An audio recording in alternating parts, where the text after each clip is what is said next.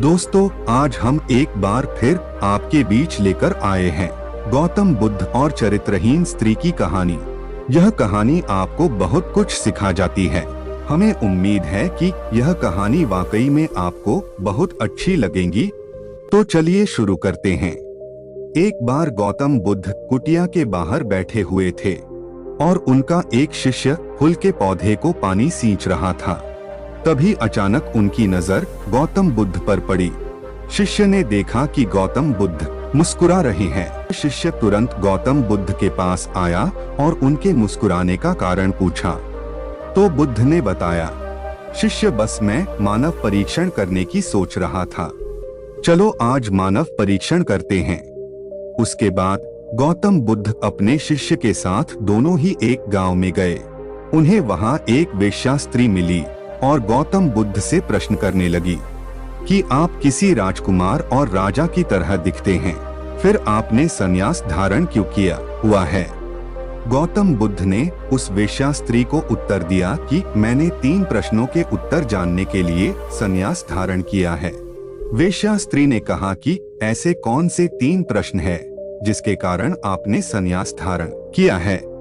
गौतम बुद्ध ने बताया कि हमारा शरीर युवा और आकर्षक है, लेकिन समय बीतेगा और समय के साथ साथ हमारा शरीर बूढ़ा होगा और बीमार होगा। उसके बाद शरीर मृत्यु को प्राप्त होगा।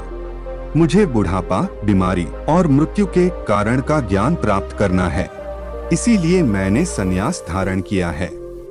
महात्मा बुद्ध की ज्ञान भरी बातें सुनकर वह स्त्री बहुत प्रभावित हुए और महात्मा बुद्ध को अपने घर भोजन करने के लिए आमंत्रित किया।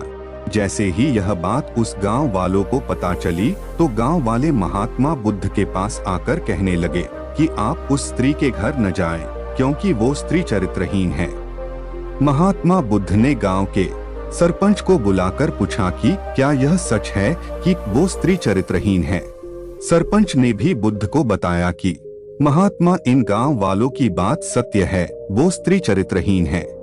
और तब महात्मा बुद्ध ने सरपंच का एक हाथ पकड़कर कहा, सरपंच जी अब आप ताली बजाकर दिखाओ।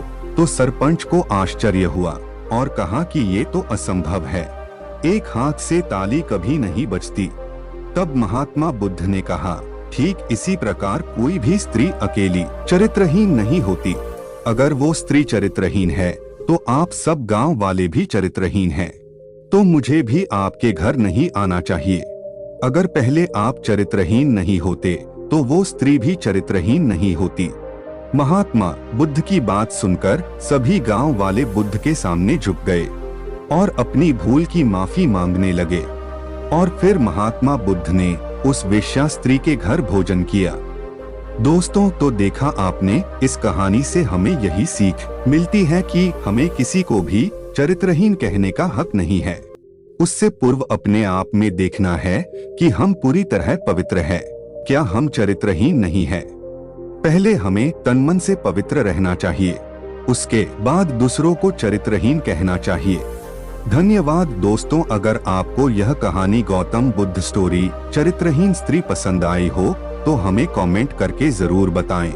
और अगर आप ऐसी ही प्रेरणादायक स्टोरीज देखना सुनना पसंद करते हैं तो हमारे इस वीडियो को एक लाइक और चैनल को सब्सक्राइब जरूर से करें।